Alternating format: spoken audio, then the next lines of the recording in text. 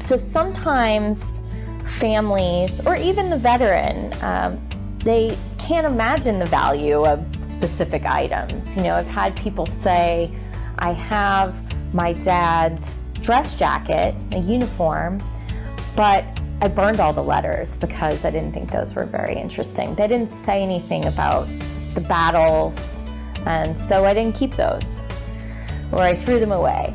So sometimes people don't, not everyone knows what a museum wants or needs, or how a museum functions, or what might be relevant to historians.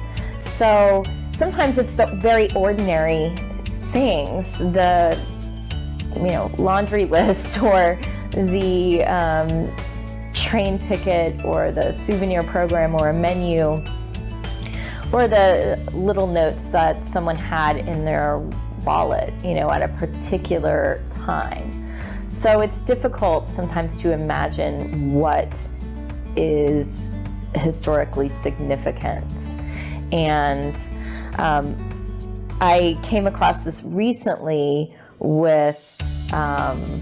and personally with a family friend who was showing me photographs, and this wasn't a donation, but it was just going through photographs from his service in Vietnam.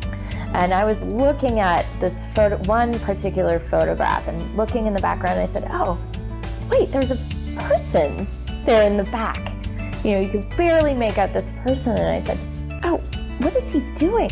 I think he's flipping you off in this photograph. And he said, oh, wait, let me see. Oh yeah, that's my commanding officer.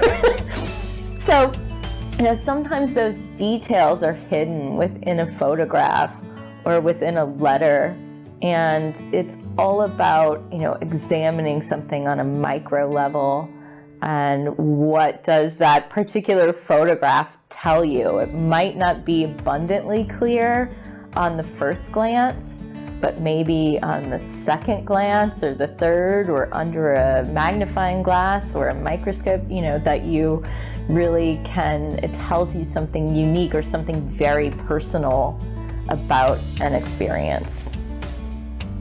Here at USO, we get a fair amount of people wanting to donate.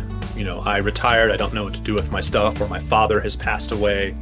I'm serving now, but I have his stuff, and I want to go to an organization that will, respect his medals, or do something with it, or take his photo and add it to the collection. In general, talking to veterans and active duty, it's very similar to, actually, in some ways, it's to talking to an average person when they first want to, a civilian, not an average person. You want to do more listening than talking. A lot of times the donors want to tell a story. And I think you have to set those boundaries. You kind of got to check yourself, check all your judgments, and just engage your best active listening, because they want to tell you something, And I think it's best not to, don't judge. Do your best not to judge, because some of the stories they may tell you might be hair-raising to you. Some of them have gone through experiences that you just can't equate in the civilian world.